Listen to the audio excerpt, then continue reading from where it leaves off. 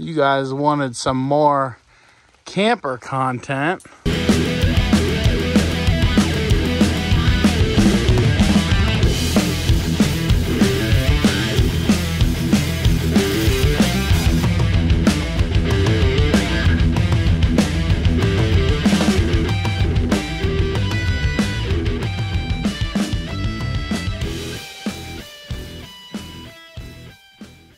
So, we're going to show you how to clean this.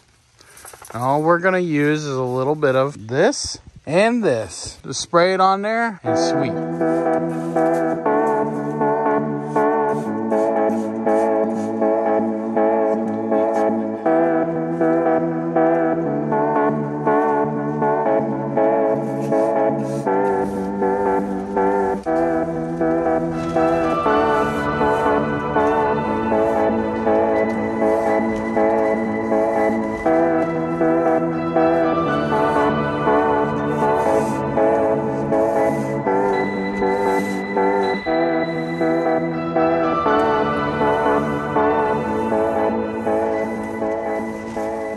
Ladies and gentlemen, is how you clean your awning.